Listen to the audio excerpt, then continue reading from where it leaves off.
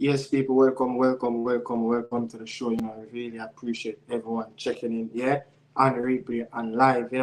Um, it's that time again.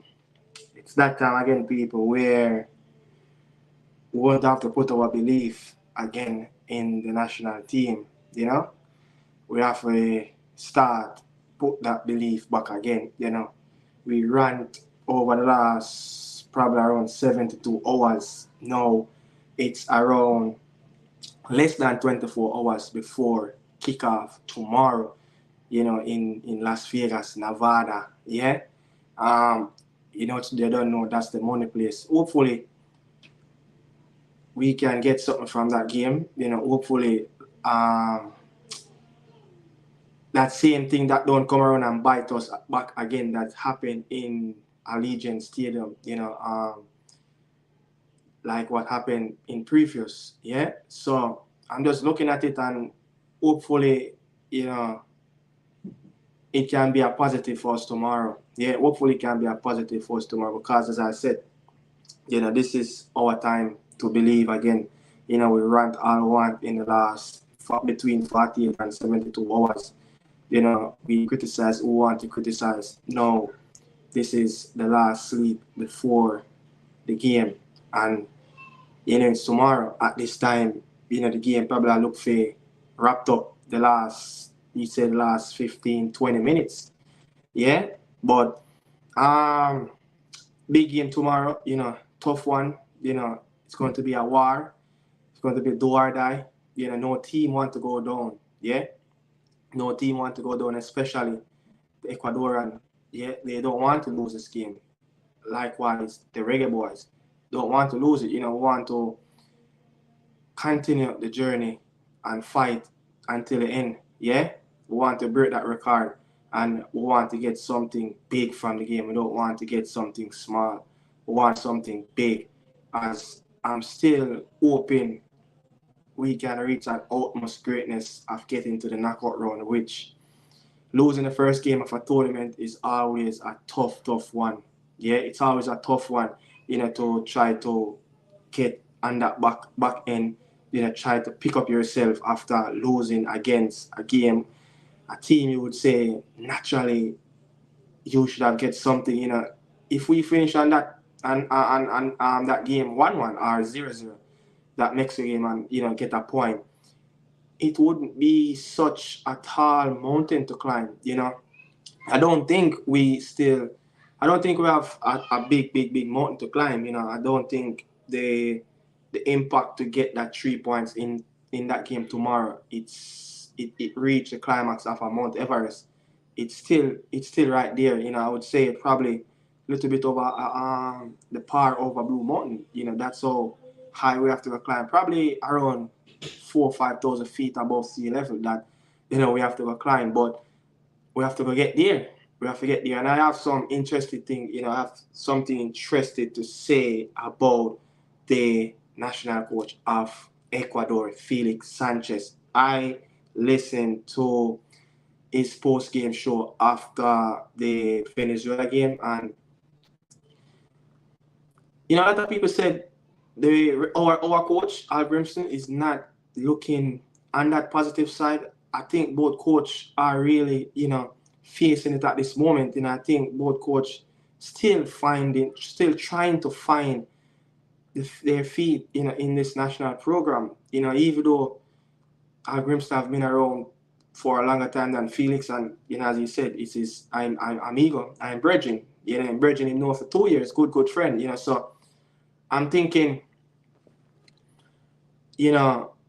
both coaches, under pressure, but it's just fascinating to hear what Felix Sanchez said in that post game. I was looking for his press conference, for the game tomorrow, but I don't know. I didn't see it. I was looking all over. I think I looked 2 hours before I came on live. Even though before that I knocked out. I only started to watch the Canada game probably around the first 15 minutes of the first half. But I guess maybe if I probably would have searched at this time, probably some press conference with out, but I listened to his post game interview, and it not sound good to me. It not sound good to me, to be honest. But look, when I came off here last night and I said that I am going to watch the Costa Rica game in Los Ticos, and I don't want to see what Brazil going to bring to the table, as I know what Brazil will bring to the table already. Yeah, I know what Brazil will bring to the table already. You know, I want to see a full straight Gustavo Alfaro Gustavo team, you know, the Argentinian. I want to see what this Costa Rican team is all about, you know, the new wave, the youngest team in the competition, you know, alongside the US. And they didn't look bad. You know, they didn't look bad as much as they didn't, you know, have a lot of possession, you know, in their own hand, where they could have hurt the Brazil national team. But a few things that kind of, you know, let me get their starting lineup, because there are a few players that strike me. There's a few players that I was really looking at and I was like, whoa. You know, I was like, these players are really, really good, you know. But the few things that I really saw in that Costa Rica game, you know, with those young players, you know, the coach, again, I think he's been at the helm for around a year now, you know, last year, March. And to see the amount of players that Costa Rica have walked away from, you know, the high profile players that brought them to the 2018 World Cup. Yeah, I think it's the 2018 World Cup, you know, and watching the game and analyze it, then I look to start to realize, like, how many of these players actually were on the last roster that Panama had in the World Cup, you know, with the Navas, and I really looked at it, and I digged up their World Cup file, and I digged up the current roster, and I look, and it's only Joel Campbell is the only player. So this team is on a rebuild. This team, you could see that they're on a path where they're trusting young players. Yeah, just like what US did with these sets of players after the 2018 crash. They trust in their young players. And when I really looking at the game, and I was like, whoa, one thing that really struck me with this Costa Rican team, the young players, the tactical awareness of not just what the coach want them to do, but Brazil is on a rebuild. Brazil is not the Brazil that a lot of people expect to see, like what in the early 2000s. But this Brazil team is probably a 6 or a 7 out of a 10.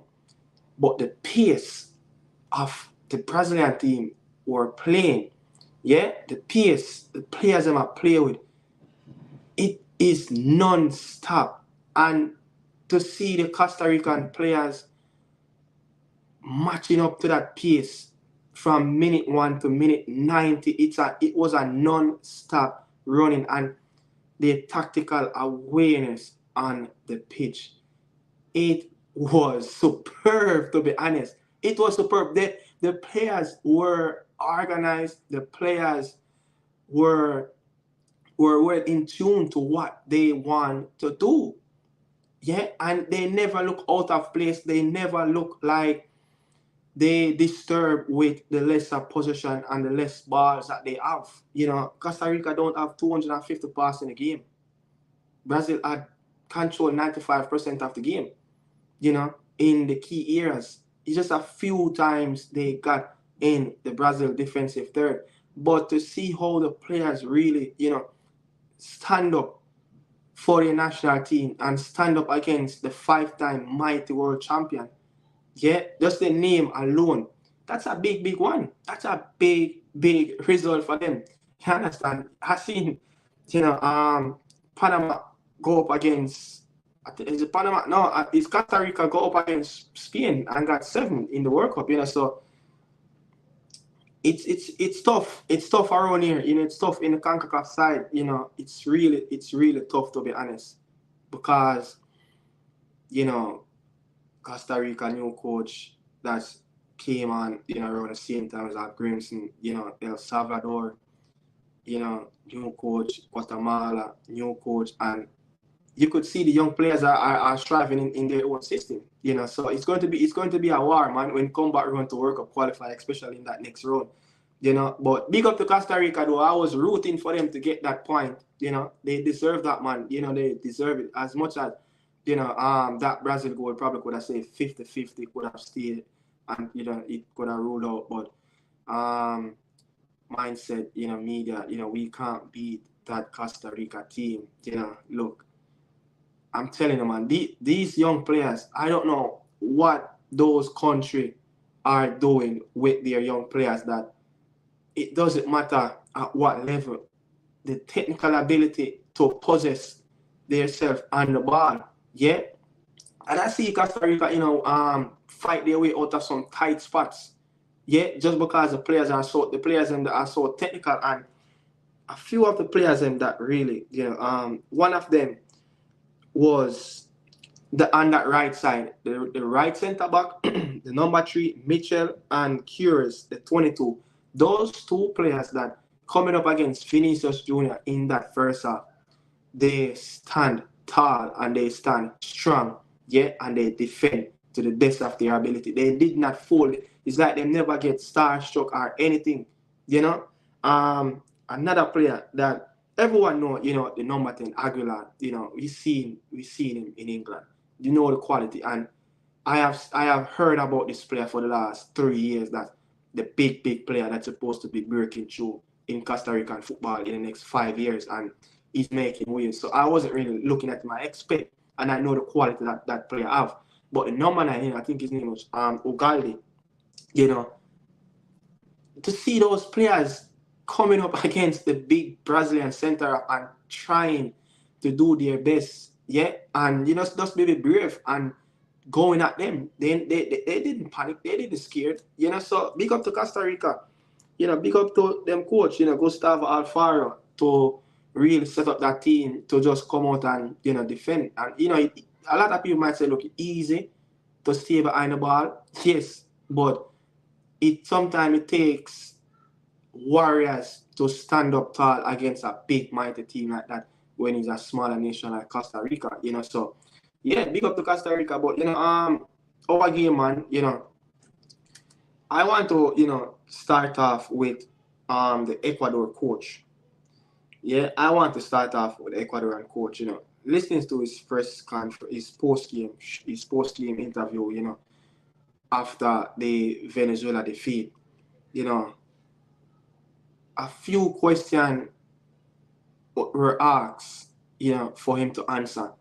And one of them was about how you're going to prepare after such a long game with playing with 10 man, you're in the heat, yeah?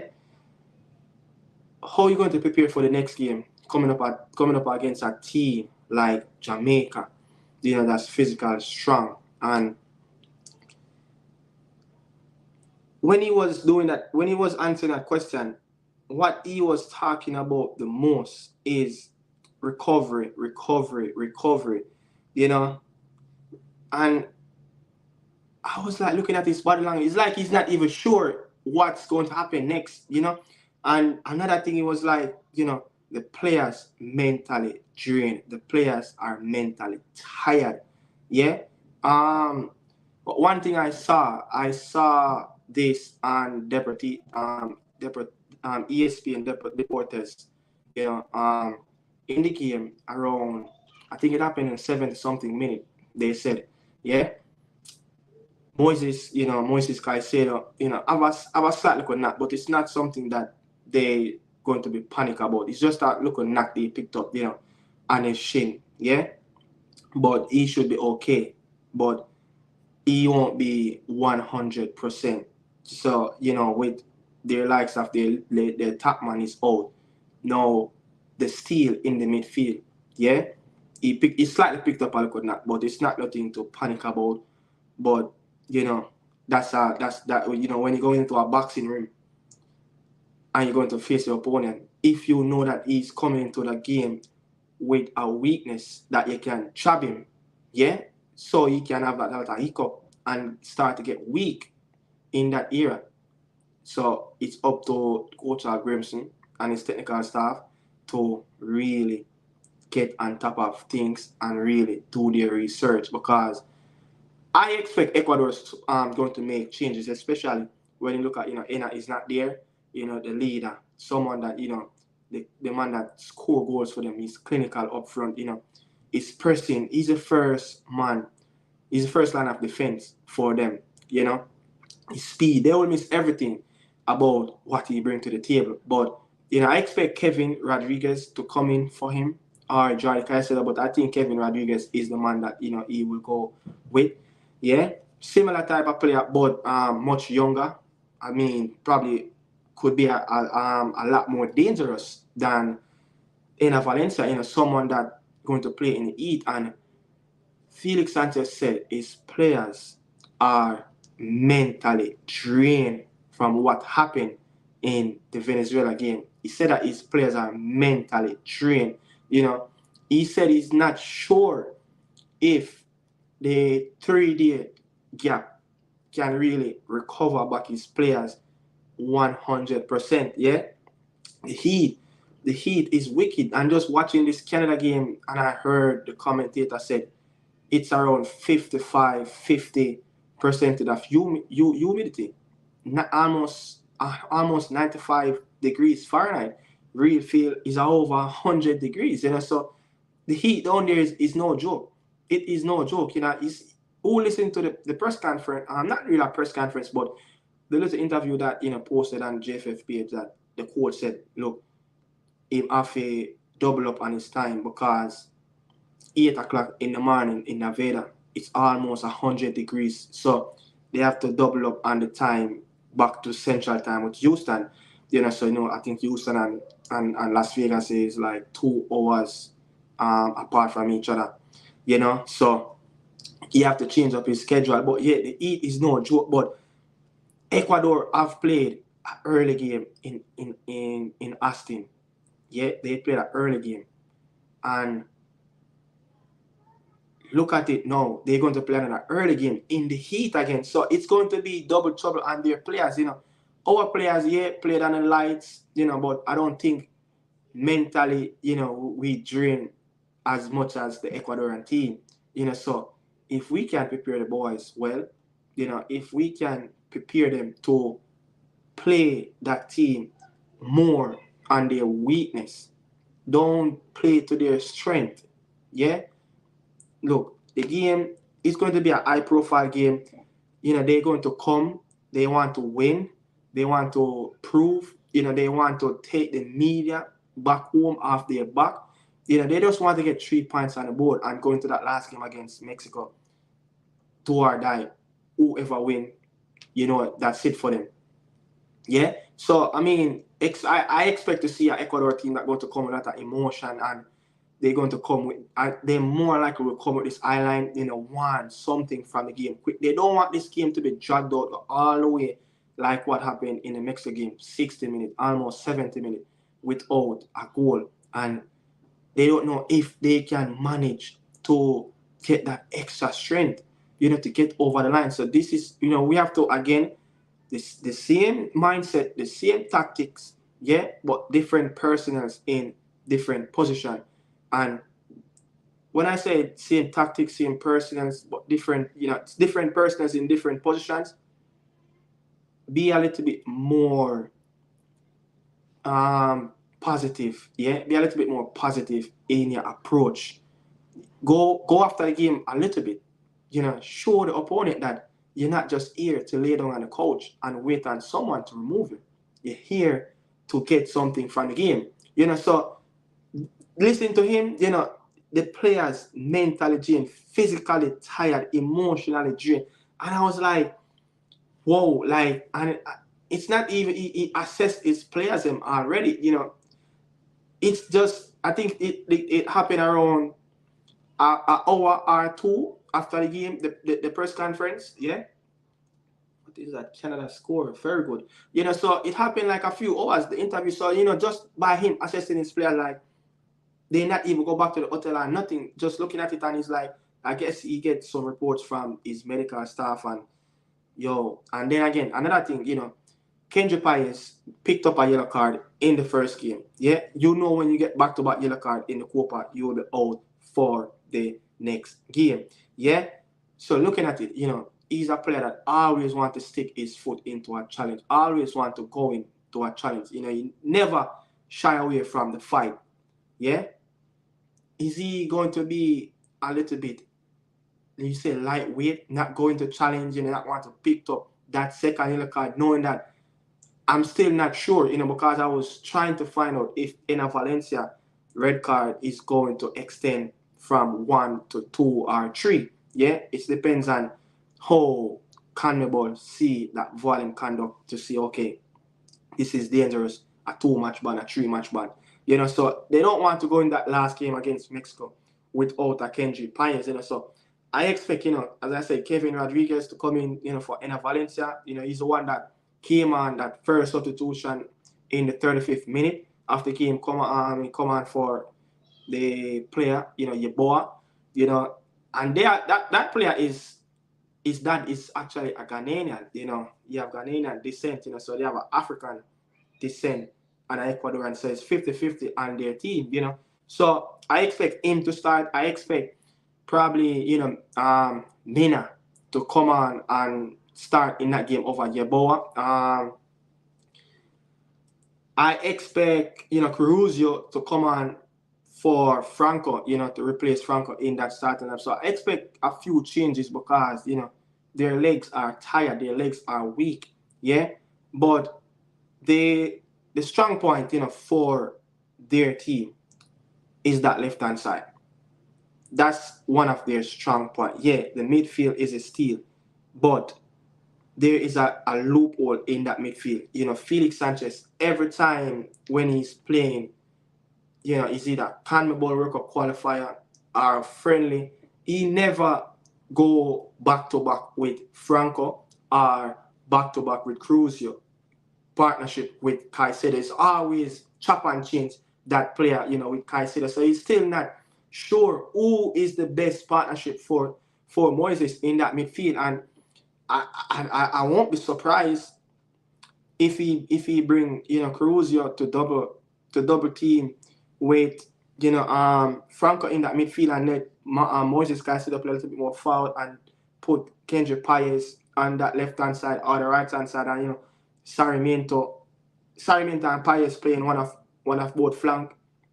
And Moises Caicedo's playing at number 10, and then you have Kevin Rodriguez, in the head, and Peru, Iniquiape, that left hand side, that's their strongest point when they're talking about attacking on the flank, their left hand side. That player got so much energy, and since last year September for World Cup qualifiers, yeah, until now, every time when Piero Iniquiape play at left back position, out of all those games, he have only beaten once. Yeah, he have only beaten once, and that was in the game when they played Argentina, a few weeks ago in their first friendly game preparing for the Copa. Yeah, so he have only beaten once. That player got such high energy. He has this range of pass that is long pass. His average, his accuracy is around, I think I look at 85% is long range accuracy when he's trying to pick the pass. And he's not scared, to shoot the ball at distance. He's not scared to whip the ball from 45 yards out.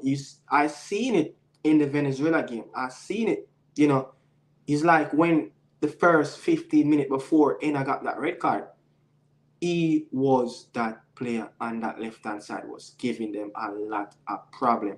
And the only reason why Pierre Iniquiape only went into the box of the Venezuelan national team on that day less than 3 times is because the red card, he have to stay home a lot, and especially the force that Venezuela, popped up in that second half, it was ridiculous to sustain, if it was an Ecuadorian player, so he have averaged around 4-5 times, going into the opposition box whenever he played at left back. Yeah, so he's one of that vocal point that, Dexter Lembekisa is going to have to probably be a little bit more cautious. Yeah, not scared, but a little bit more cautious. I think what Dexter experienced in the Mexico game against, Julian Quiñones and Arteaga, the left back that scored. Arteaga, he wasn't that powerful, he wasn't that quickest that Dexter couldn't deal with, and then, you have Julian Quiñones, he was more like an inverted left winger that's always coming in, and Deshaun Bernard always picking up that player for Dexter. So he gave Dexter that license. So with him, the left back, Peru coming from deep at left back position, such powerful runner. He's very quick, very good in the air. He will be coming at Dexter, so you can see the game coming at him, so it will be a different challenge than what Julian Quiñones and Arteaga gave Dexter Lemekisa. So it's up to how we're going to set up the team to actually push him back, but I don't really want to focus on that side too much, as I don't think we have that right-sided player that can really go at him 1v1, to be honest. I don't think we have that player in our team that really can excel on that right-hand side. We don't have a right winger in our team. Yeah, if you put Cephas out there, look at what happened even in the Dominica game. A lot of times Cephas get the ball 1v1 and he failed to beat his player 1v1 flat. Yeah, if the likes of Angel Di Maria, have an issue to beat a Peru in a Capia, yeah, it showed that the player, the standard is very high. Defensive is really good, and every time when he put on an Ecuador shirt, he managed to have more than 4 to 6 recoveries each game. So his stats are right up there, So I could understand, with the Brighton left back, Estupiniani, is out.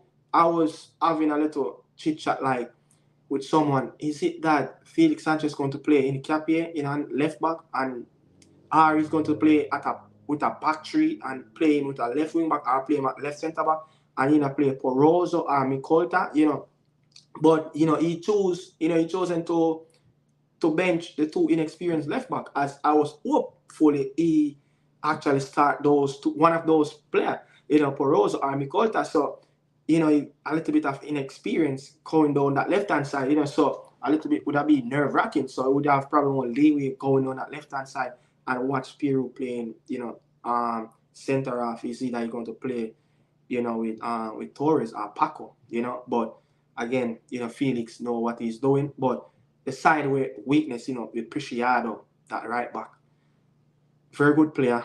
But I think when you look at Preciado, he's like a player easily to get distracted in the game. And I saw, Fernando Baptista, the Venezuelan coach, target that era. Yeah, he target that era. They target that era as much. He made a few substitutions, he take off Casares, he take off Machis, and he brought on, Bielo, and he brought on Cadiz, and he literally stick those 2 players on the left-hand side of the Venezuelan national team, going down towards the right back for Ecuador, which is Preciado. And that's where, they start the target until they start to feel their way into the game. Preciado, a brilliant player, excellent of what he's doing, but I don't think he is a 2-way defender when the Ecuador team is playing with a back 4. He's more of a 2-way player when they're playing with a back 3, having that extra cover in that back 3 at that right-hand side, So I think, tomorrow I wouldn't want to see much change from Hallgrimson, Let Demar Gray, as much as, Demar Gray, is not 100% fit, but he's our best player. He's our best player at this moment, And if he only got 45, 50 minutes in him. Let him play that first 45, 50 minutes. Let him do his best. Let him burn enough energy he needs to burn. And then we have someone on the bench that, look, we know that when it gets to close 5-10 minutes from the hour mark, we going to make a substitution. Yeah, we're going to make a substitution and get him out. But Demarai Gray must start tomorrow. He must start. He can deliver at any given time. And his body language in the Mexico game, I didn't sit well with me. And I was like, what's wrong with Demarai Gray? Is something bothering Demarai Gray? Is it something in the camp? It is something personal. His body language don't look like the usual body language of Demarai Gray that I saw in the Mexico game. So Preciado is one of that weak side, in Ecuador team. And when again, Felix Sanchez, after made a few substitutions when he realized that the coach was actually targeting his right side. Sarmiento was actually on that right hand side and he was pushing up. He's a winger. He do not want to defend. They don't want to come back, and you have to make a few changes and get someone on that right hand side where he could actually help out Preciado. But again, it was a little bit too late. The game was already slipping away from Ecuador team. So its tactical awareness at times is very poor. Playing in our back four is very poor. He's not a two-way defender. His defensive attributes, it's very poor. I've seen him get run over in CONMEBOL World Cup qualifier when Ecuador play with a back four. Yeah, especially when he comes up against the high-profile players. In their qualifier, yeah, they target him. But next part, the next thing that we need to really target as well. Someone needs to stay at least 2 to 3 or 2 to 5 yards away, as close as possible to Moise. Yeah, whenever the ball is deep, I seen it in the second half.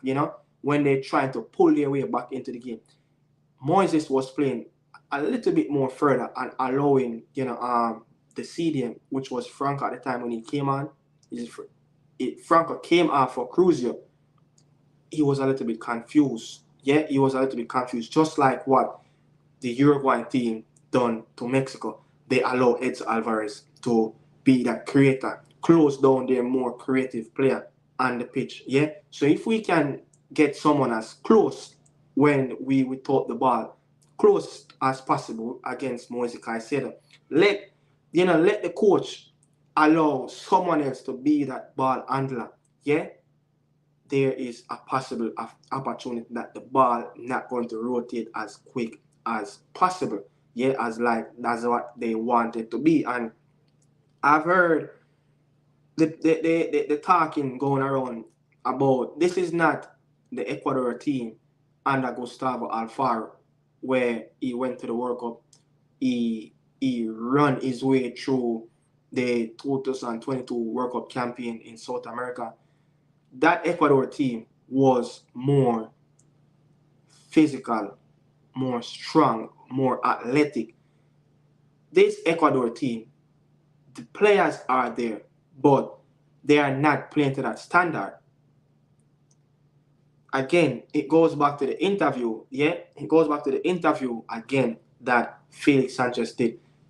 Almost all of the questions them where the journalist them asks why the team is not playing with that aggression, why the team is not playing explosive, yeah, why the team is playing so slow, the team is playing timid.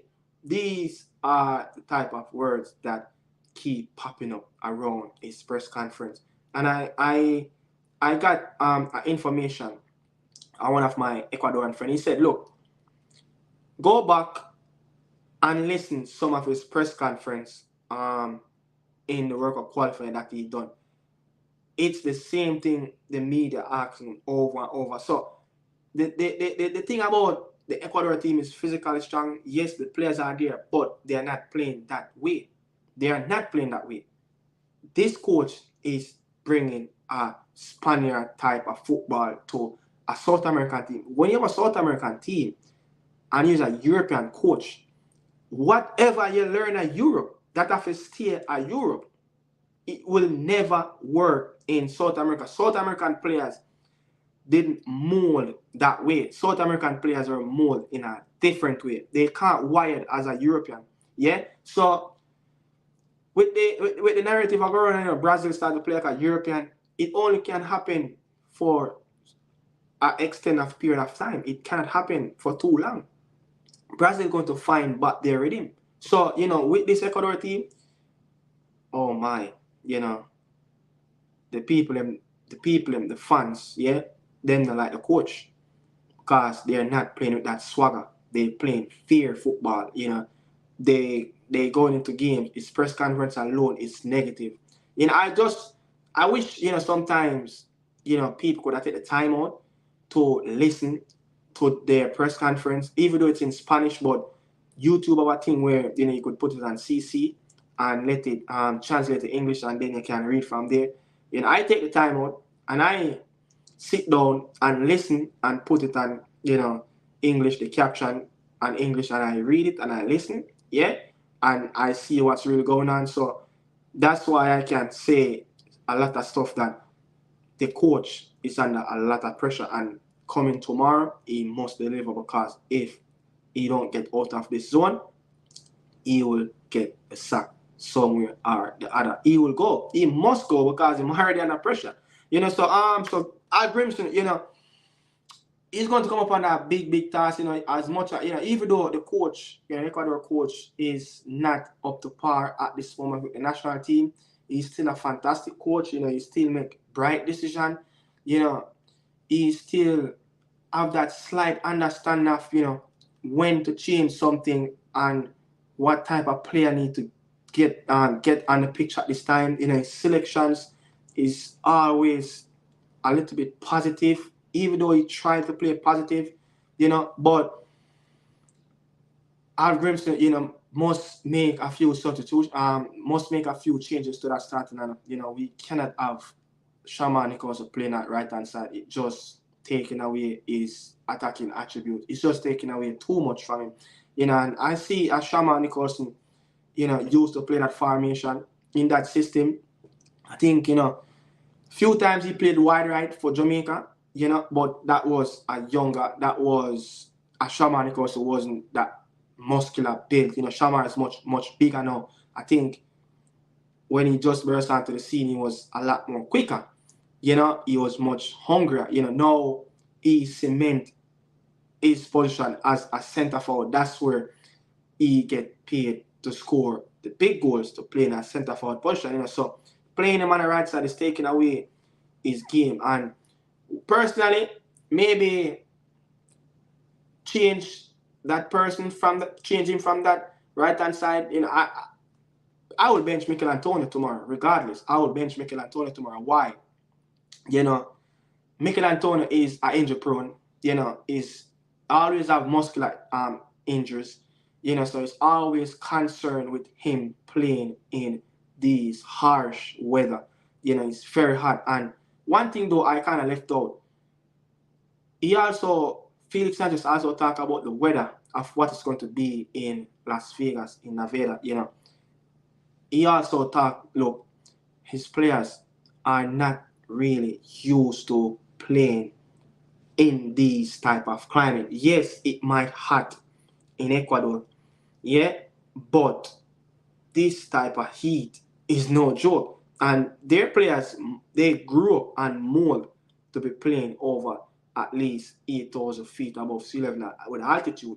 So they like to play in their altitude. They like to play in the thin air.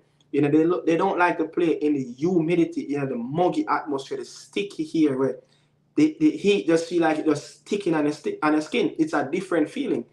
So they're going to have issues with that. As I said, back-to-back early game, it would be 3 p.m. kickoff local time, in Nevada. So the heat will be up against them. So hope we can put in a few extra body, few fresh leg. As I said, I would put Kara Anderson in that midfield to replace, Mikel Antonio. I will replace him by Mikel Antonio. Get someone in that midfield that have fresh legs, you know, someone that willing to run, because I think if we're going to get something, especially like a 3 points in this game tomorrow, we're going to have to overrun this Ecuadorian team in that midfield. We're going to have to run them. We're going to have to let them burn the energy in the first 15 to 30 minutes. You know, bring the game to them. Don't just sit back, because you sit back in the heat, it can affect the players' legs. Yeah, and we know our players are already. You know, I mean, the last game it proved me that look, our players are a little bit more fitter. You know, they are getting a little bit more stronger. You know, in the system that the coach wanted to play. You know, they kind of last a little bit longer than previously. You know, I mean, get Kira Anderson in that midfield. You know, get Bobby Reed out on that right hand side to protect.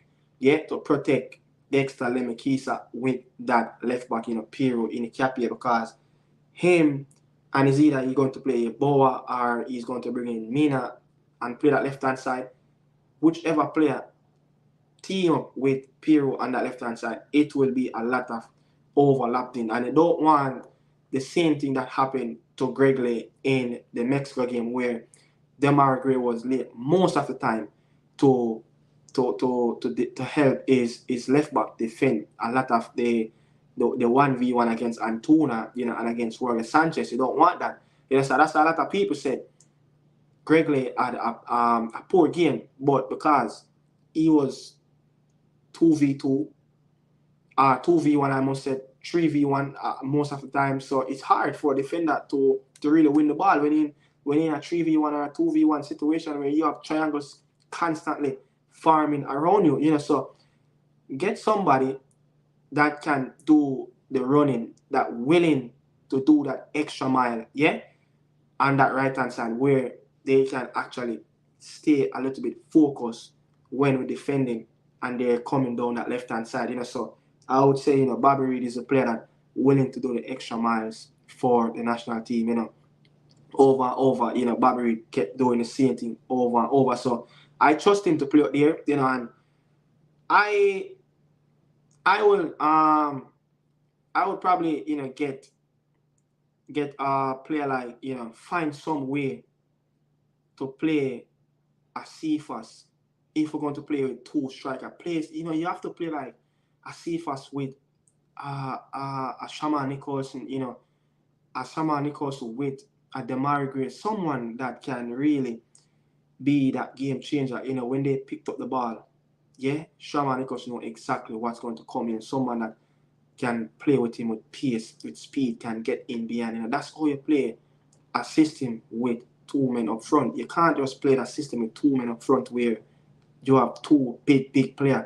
It just seems like it's just too handicapped for me. Yeah, and those our two players that, you know, the Nichols and the Mikhail, they're not technically gifted. You know, like you would say, probably like a Zlatan Ibrahimovic, someone that's big, you know, very technical on the ball, that's very comfortable with the ball at his feet. You know, in the days when him and, you know, Cavani did play at PSG, you know, you could see that combination, it could work, but I don't think our two players are that good with the ball at their feet. You know, they want, you know, one want the ball to be serviced in channel where you can actually fight, and the next one want that little true pass where you just bam, 1-2 touch, and he put the ball at the back of the net. You know, so just a few tweak and I think our team can go. Trust me, just a few tweak and I think our team really can go tomorrow. But key player, you know, for the Reggae boy tomorrow, I think, you know, Jamal Away must have a really good game again. He must follow up on his performance. You know, EHCF, I saw that, you know, him and Dexter actually in the team of the week. Yeah, after the first round of Copa, that's very good. That will show that those two players played excellent. You know, Jamal will have kind of surprised me in that Mexico game. The way how, you know, he dealt with the ball in the air. But one thing that I don't know, every time I come, I want to talk about it. But now I remember I never talk about it. I want to say the last 20 minutes of the game when we chasing the game. Yeah, big up to Canada. Seems like Canada won the game 1-0. Is it finished? I think it's finished.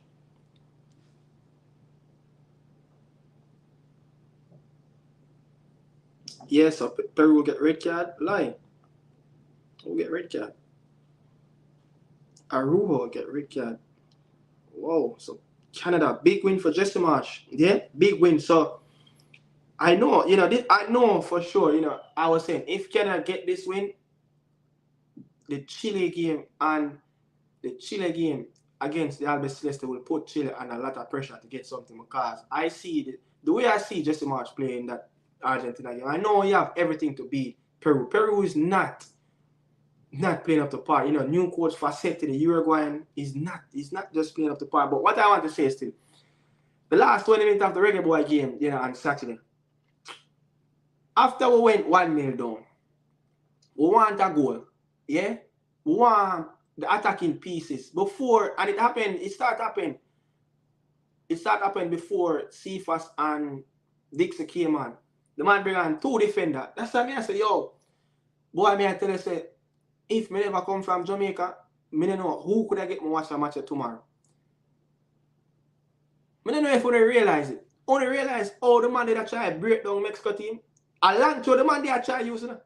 The man have started to play a basketball system. Me never see this in my life yet. A coach 1-0 down. Yeah? The man probably that's why I bring on the 2 player them. People. Probably that's why the man bring on the 2 player. But couldn't believe when me I watch the game. You know, every time I come by so I talk about it, the man make the substitution and bring on Low and bring on Hector, the 2 tall players. Right after, me I look at him. So we start get some throw and Mr. Pinnock start come from all way over left hand side. Where we have a throw in way over right hand side, diagonal to over Dexter side. And a Pinnock, I see a road that come across. And I say, so, but people, when we just start watch a game live, me never pick it up. At the 3rd time, that's why it's good for watch my cover so much. At the 3rd time, I really sit down. And me I analyze it. And me I say, but Papa Jesus, only to say, what Coach Hallgrimson I do for try to break down the Mexican team. Man, come like him know exactly where him there. And the interview where him do before the game, and say him a work on set piece. I throw in set piece, man I work on because me not see one set piece that Barbary take in the game. And I think them are going to take a few. Me not see we did poor on set piece. We did so poor at corner and free kicks around the 18-yard box. Yeah, we did poor, but oh my God, Papa Jesus, the man I use long throw, I try break down the Mexican team. Me never see nothing like it. Me see the man get a throwing 5-7 yards away from the halfway line. And I pin up the man in my call for Pinnock. Me never even know so Pinnock did have such a long range throw. The man come like him more stronger than Rory Delap is to play for Stoke City. But this is something my office said, but me never see a coach try to play or coach a football team and try to break down a team by making long throws. So the man defend, and the man them work for some throwing. And when the man them look at the throwing, the man them send up every. No, brother, I can't believe people it did that bad. To be honest, the tactics in the last 20 minutes of the game, it was that bad. It was that bad. The man can't use throwing. I try to break down the Mexican team and I try to create moments for score a goal. We never do nothing up on the field for score a goal in that last 15 minutes. We never do nothing. Others from the 2 local sparks and where Kyle Dixon come on and really come give the team a look at life. The few little shots him come on and take a look at runs. We never do nothing else others from that to get a goal. The man them, even though some of the throwing them, to be honest, I think a few of them was on point. It went into some dangerous position. But if you are gonna do that, if you gonna try to work on throwing, and you have Pinnock throw the ball at that pace and at a level where the ball is sail coming. You have to work for the second ball. The second ball is what dangerous in a long throw. Yeah? You see, Mr. Wrexham do it in a League 2 and they were prolific of what they do because they win majority of the second ball. And the second ball is what dangerous in a long throw. The time when Stoke City used to do it, the second ball is what count at times. When that ball flick from the near post or that ball drop right in that center of the 6-yard box, yeah, or at the penalty spot. You have to win the second ball, but boy, I mean, I know. My coach, I use long throw. I try create opportunity against Mexico. Meanwhile, the man they play them on the pitch. If you use them foot, yeah, if I create opportunity. No, brother, boy, I mean, I know. If I see things like this tomorrow, boy, I mean, I know. Boy, I mean, I tell you, Jamaica is not a real place. I say Jamaica is a documentary itself every day because even the coach come like him have the Jamaican syndromes already that it just start rub off on him. Yeah, he's no Scandinavia again, man. Our coach is not a Scandinavia again. It's not, to be honest, it's not. You know, but hopefully actually we can see some real football, you know. Just trust the player them a little bit more. Trust the players. Give the player them a little bit more freedom. You know, give the player them a little more license to go, you know, in the defensive third of the opponent. You know, I like the game that I saw, especially the two midfielders. You know, even though they didn't coordinate together, where it's like each player, Casey and Bobby Reed, was just doing their own individual thing. You know, but you could imagine if there was a real plan, there was a real metric to what they're doing, if they coordinating together. And I've seen a lot of times where two players, when you're playing with a double pivot in a midfield, when you're playing with a back three, the two players that play in front of the back three, they must play together. It's like you tie ropes and them, so they just shuffle across because those two players are number 10. And I see that as a positive intent of trying to create and try to play with creative player in the midfield. Yeah, I want to see that again, but I want to see at least one fresh leg in the midfield, which is a Kirai Anderson. You know, I think he is a bright young future. You know, great potential. You know, his energy is positive, of intent of want to get the team forward at all time. You know, you want the ball to get to his attacking players as quick as possible. That's a player like Kirai Anderson. If everybody trust their young players, why we can't trust at least one of our teenagers? You know, we have Dix now, we have Kirai. Trust one of them for start. Trust one of them. You know, you see the players them have heart, the players them willing to do the extra mile. The players them want to prove themselves to the massive that look, and prove to the coach that, you know, I should be in this starting 11 consistently whenever the national team is picking at a level to go up in a friendly or a competitive game. You know, so I think Kirai he's physical and his attributes that is aggressive. You know, so you need that extra body in that midfield. You know, but I love Nana in the midfield, but you know, I think we have to be realistic sometimes. You know. Just be a little bit more active. Yeah, just be a little bit more active. You know, he can actually come on. You know, I like what I saw. Even though before that gameplay, I was a big fan of him to start in the Copa America. But when we see the coach, though, we never know him to really do that. To be honest, play two number 10 in the double pivot. You know, Casey and Bobby Reed. Yeah, and without I really see them, I was expecting to probably see if he's not going to play Nana. I was probably expect to see like a Latibo there in that midfield, you know. But moving forward, yeah, the team is on the front foot. The team is attacking. 3 men at the back. Pinnock, Latibo there, and Deshaun, yeah. Joel have to be that player. We can't just be stagnant at the back and play with 3 when we're attacking. Somebody have to step in the midfield. Someone have to step in the midfield. Is it going to come from Bernard? Is it going to come from Joel? Is it going to come from Pino? I'd rather Joel step in the midfield. You know, he's a lot sharper. You know, he have that sense of a playing like a midfielder. You know, he played there sometimes, so he kind of have that level of confidence to step in the midfield. And so going forward, the formation should change. Coming back, defending, the formation is actually changed again. So everybody have that understanding. So pushing up Joel in the midfield when we're attacking, give is either Casey Palmer and Bobby Reed again. Give them a little bit more yards up the pitch where they can press, yeah, where they can control the game, where they can actually be a little bit more closer to the opponent and defending. Coming back, we change, yeah, we change, and then you will see, you know, the likes of Gregory, Dexter is coming back, yeah, is coming back into shape and make it be a back five, you know. So we can't just use 3 center half and then attacking and then when we look at just the 2 double pivots and we not get no midfield. We never did get no midfield, and I think the team did lack that as well. No late runner in the midfield. We saw it, you know, before Eds Alvarez went down.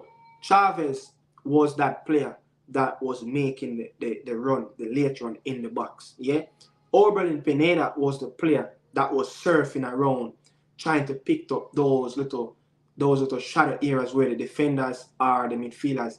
It's like they think twice. Am I going to pick him up? Is it my job? You know, so things like that, we have to make sure, say, when you have a smart player like what Orbelin Pineda was doing, Orbelin Pineda have a great game of that just by doing that in a game. A lot of times I see Pino was like, should I really go and close him down? Yes, he made a few challenges and closed him down, but he actually fouled the player because he's late. He read the situation a little bit late, you know, and the midfield, it was all over the place. As I said, the 2 players, Casey and Bobby, they play too far away from each other. So when one is on that left-hand side making a challenge, the next one is too deep in the midfield, yeah, or too far up in above where the last man is at in the midfield. You know? So Casey, again, give him 55 minute substitute because he played actually almost literally all of the game, I think, in the Mexico game. So give him some time, give him around 60 minutes, change up first leg. But after change up first leg, this is a tournament. You have to rotate the squad. You have to, especially playing the tournament on the West Coast where the humidity and the heat, it's going to affect the players. It will affect the players. Yeah, no matter who it is. If I Ingala Kante down there, it will affect the player. Yeah, so fresh up the legs, K-Ride, you know, Casey, get them in there, let them coordinate. Look, you should not be more than probably 10 yards apart from each other. Yeah? And the 2 midfielders that play on the flank in that midfield 4 is, you know, whoever it is, the Margaret, Bobby, Sifa, whoever you want to put there, yeah? Make sure that they actually not just come way back into the defensive third, yeah, and cover those holes and drop too deep where you can't find the energy to attack, but at least shadow mark, yeah, at least mark the player where he's uncomfortable. Don't give him much time on the ball where he's going to be comfortable to do something with it. You know, so, you know, simple things like them there, you know, we have to make sure say we do it simple. And I didn't really see much of those. I'm just afraid I wonder at times if this team are coached by somebody or the man just decide, look, this is how we're going to set up defensively. This is how the back three going to play. This is how the 2 wing back going to play. Casey, Bobby, you're going to play a double pivot, and then that's it. Sometimes I wonder if the attacking players them get instructions on the pitch, because the man them sometimes play up front like it's individually, but the man come like it's some headless chicken in terms of playing together as a team, attacking as a team. The man them sometimes I see the ball kick long and Mikel Antonio jump feet, and when him jump and try flick, and him do get a flick, and him a look around, a Shaman Nichols in front of him. When Shaman Nichols should be reading that once, that's what I'm saying, the understanding, the lack of vision between the 2 big men them up front, it's too shallow, man. It's too shallow because you can't have a Mikel Antonio going to jump for a long ball with the defender and win the ball with a flick off. But when you look, Shaman Nicholson in front of Mikel Antonio. That is impossible to read. Like, how mistakes like that? That's like I learned that at a very low level, youth level in Jamaica, that once you're playing in a 4-2-2 system or playing with a striker, if one player going to jump for the ball, the next striker should be running behind if the flick off connect to the player. Yeah? And the player not just to flick the ball, the player who's going to flick the ball must know if the player going to be on the right or is going to be on the left. So he flick the ball in that direction so the player can actually get a fighting chance. You know, so another just when Mikel go for the ball, it happened to even when Shaman Nicholson, Mr. Shaman Nicholson, they're way over the right hand side. And when you look, Mikel Antonio, they're way over the left hand side. And Shaman Nicholson fight for long ball. That's why I want to get the goal, because of just laziness. A laziness. Me hear people are saying, you know, Dexter went down to square the ball with his right, but you know, but try to get back the ball in the box with his left foot. It kind of get him off guard. This is why you're a striker. You need to read the play. Once the game is in play, once the ball is in session, once the ball is alive, you must be alert. Yeah, you must be alert. This is why a man like Filippo Inzaghi, Miroslav Klose, this is why these players scored so much goals in their lifetime. They apply their trade on the offside trap. Yeah? That's where they make their money, right on the offside trap. So that's what I'm saying, like a striker, you should be a little bit more proactive. You should be a little more alert. And Mikel Antonio them sometime after the ball too lazy for the Reggae boys. Yeah? I can't believe a ball like that, like what Dexter square. You're late. You're late. I mean, understand, the ball did for come in on his right, but it didn't come in. If it not come in, what you must do next? Once you see the player now get the ball and you're in the offside position, get back out of the offside, because you just don't know when the ball going to get in the box. You have to be alert. As a striker, you must tell yourself that it no matter where your teammates are on the pitch, you have to anticipate that, look, the ball are going to reach me, the ball are going to reach me, the ball are going to reach me, the ball are going to reach me. Yeah? And that's, if me no learn one thing or nothing from King Barroner, yeah, I learned that from Barroner. That once the ball is in play, as a striker, you must keep on telling yourself that, look, you're going to get the ball, you will get it, you will get it. Just put yourself in the position. It might not come, 9 out of 10, it might not come. But that one time, can you imagine a man just take one leap and just put himself just a yard away, just 1 yard away, back into play? 1-0 Reggae boy, 1-0 we done the game. Or we get the game finish 1-1 and we get something from it and we have a point on the board. So the lazy man striker thing, it not gonna work, Papa. It just not gonna work. So that's why we have to make sure we have one of those big boys up front and the coach. No pick no man off of merit, no pick no man off of feelings, no pick no man, say Jano Star, say that ball I play good for the last couple of days, But I'm gonna bench him, but here, regardless of what I'm gonna put him on. No, I don't want the coach. I think like that. The coach.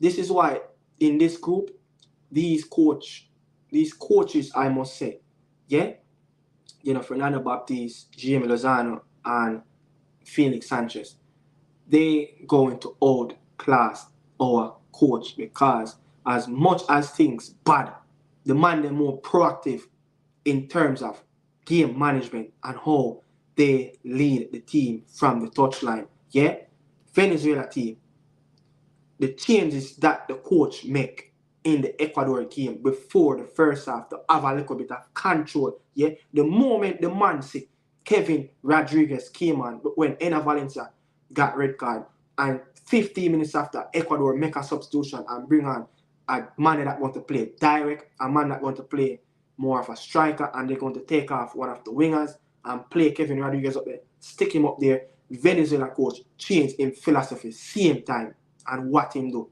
Him push an extra man in the middle. Him start to play from wide, then he start to go narrow and control the middle. And once him control the middle and start to bring extra body in that midfield, guess what? It only leave Felix Sanchez to say, hey, Kevin, we one man down, drop back in the number 10, remove yourself from the number 9 and drop back in the number 10 position where you just kind of shadow. And from there, Venezuela players start to get comfortable with the ball from the back and play up the ball. So that's what I'm saying. These coaches in this group demand them more front foot for making decision making before or after a halftime whistle blow. They just don't wait. They do not wait. And even when that happened and Venezuela control the last 50 minutes after that substitution made in the 35th minute, yeah? The last 10 minutes after the first half, they control that. Then they control, a piece of the start of the second half. Boom, Ecuador found a goal. Felix Sanchez changed his approach again. As much as him even get the 3 points, him change his approach. So that's what I'm saying. Like, we started the game well. I mean, the first 5 minutes, Mexico really, but it was a better start than what happened in the World Cup in the semi-final. Yeah, we get a much better start. Then 10 minutes start to roll in, 15 minutes start to roll in, 20 minutes start to roll in. The Reggae boys start to feel their way into the game, And guess what? Edson Alvarez, I said it yesterday then, 20 minutes around, Edson Alvarez got stretched off. He walked on the pitch injured.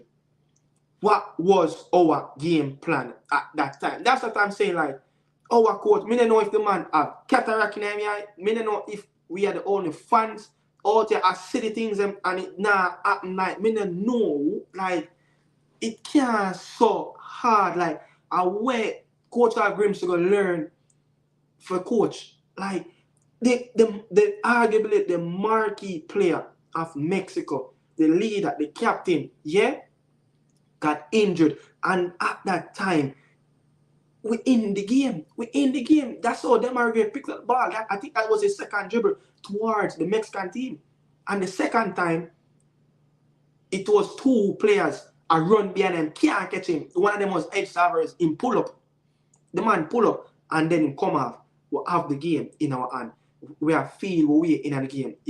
We're top heavy, and the players up in the final third start to get more touches on the ball. The pin up them, they start to push in the midfield and start to squeeze. And at that time, we start to press them a little bit. We start to get out of our shell. We are not just the turtle again that's stuck in our shell. We start to get out more. And then what our coach did, Edson Alvarez went down. He is the man that they look up to in the midfield. He is the player that's going to kill all the damage in the midfield. He's going to be that one that's going to sweep up everything. He's going to read the game. He's going to mop up everything. And he's out. No, they're without a leader in the midfield. Yeah, so they have Oberlin Pineda, a man that, it's like they're trying for him to play that number 10. Yeah, a winger trying to play that number 10. It's not was his natural position. Chavez is not a natural tackler. Chavez is someone that to facilitate help with Edson Alvarez work, just mapped up, help him mapped up, but more of control the game. His job is to push the team forward, get the ball from Alvarez. Don't play too far from him. Get the ball, release it, go back forward, set the tempo, push the team up. That's it for Luis Chavez. And Luis Romo came on. And Luis Romo was out of place for the quiet of 10 minutes. And our coach was staying on the touchline like. So I look at myself when I watch the game, because all the little thing, when I watch the game live first, and some of them things really come to mind because so emotion get caught up in the game. Yeah, sometimes I get the same thing. So the third time I said, so as a coach, you train to see these things just like a canine dog. You're trained to sniff anything that's around. Yeah, you're trained to sniff anything. This is why you is the professor. This is why you're the coach. This is why you're the man, the captain for the ship. If the ship sink, you get blamed first. You get pushed out of the door first. So that's what I'm saying. You're trained. He's a high profile coach. Yeah, you should see these things. You're not no mediocre coach. You should see these things that look.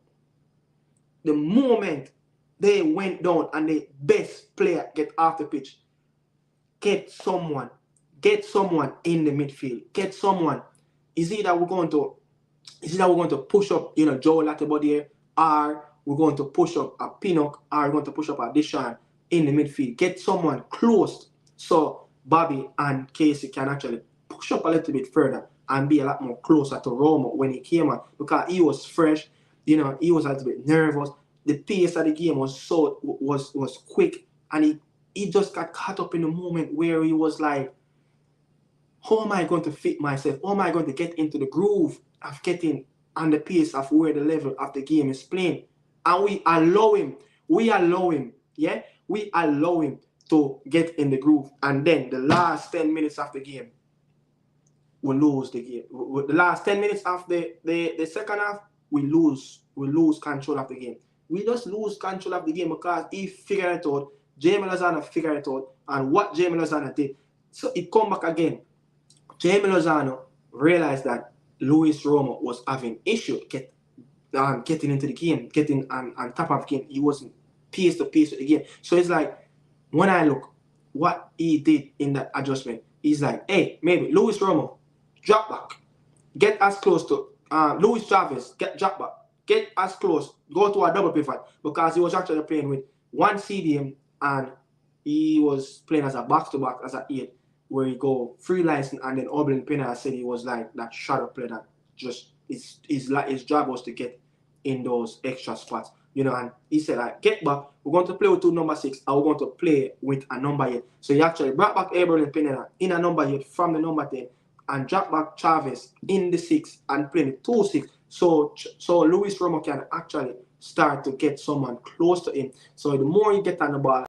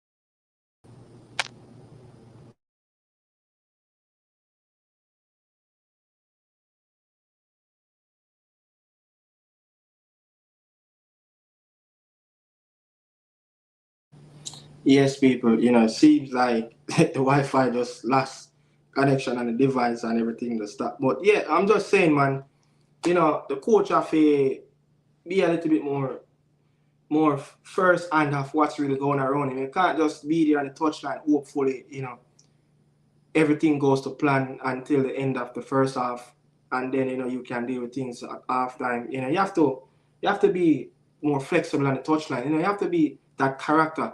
You have to have that instinct. You have to have that smell of the game. This is why a coach like Jose Mourinho, a coach like Pep Guardiola. This is why Pep Guardiola is probably the best coach when it comes down to winning league format.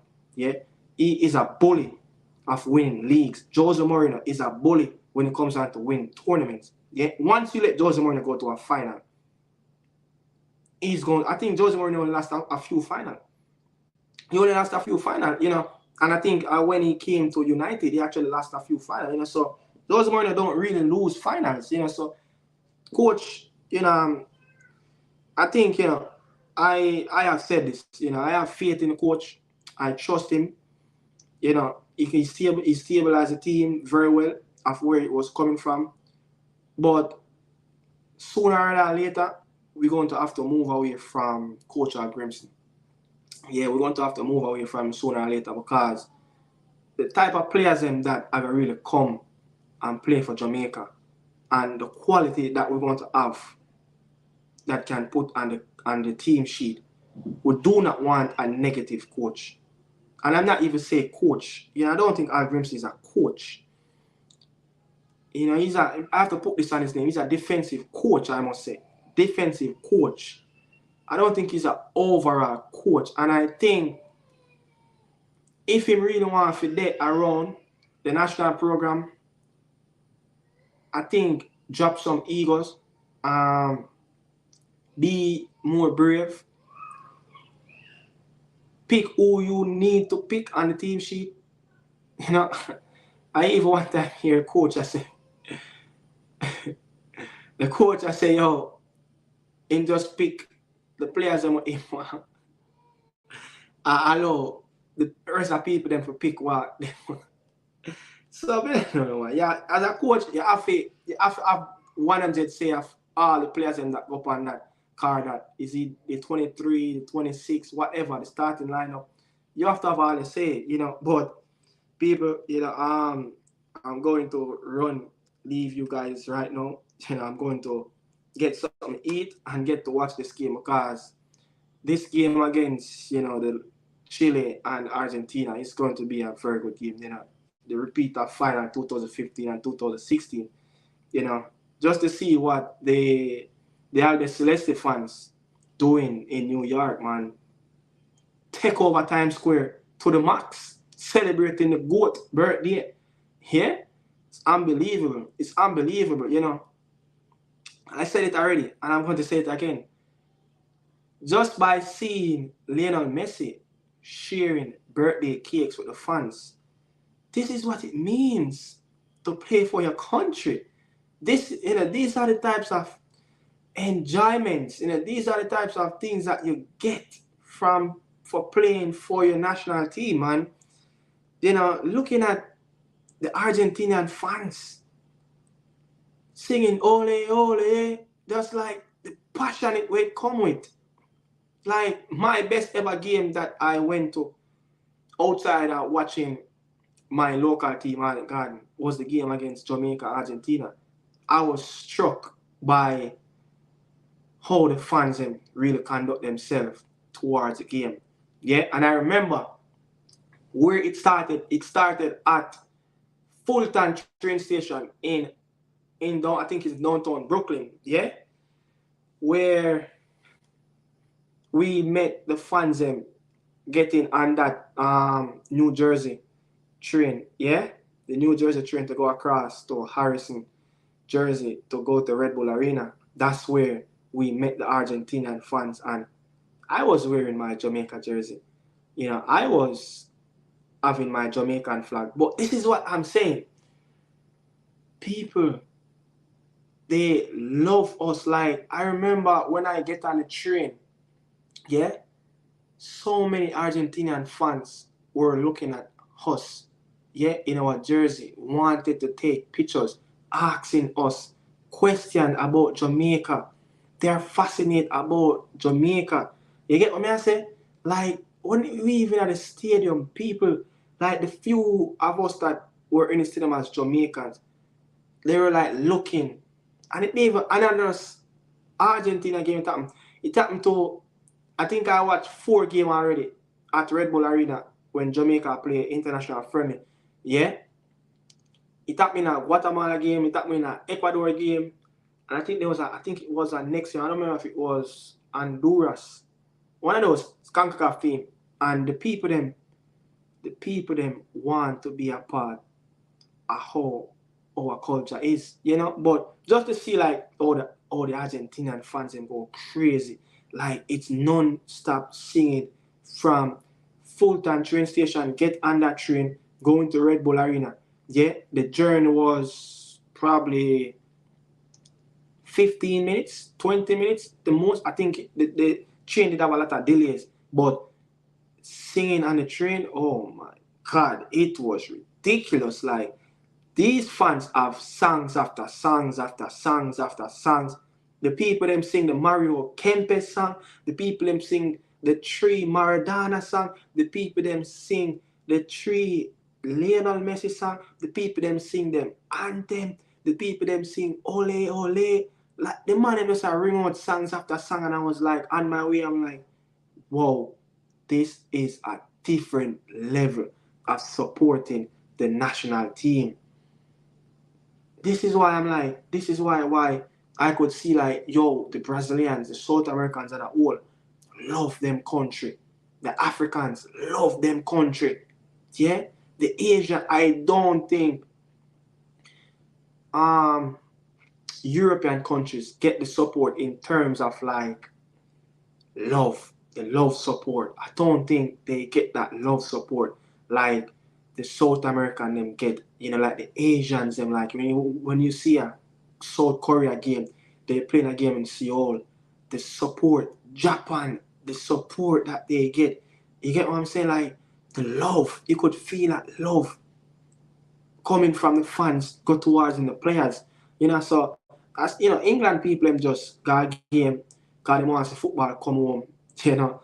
I don't see that passion that, you know, it's like at times the stadium quiet and all these things. They're just looking at the game like they just want the best for the national team, man. But people, I'm leaving you guys right here, you know, going to get prepared, get something to eat.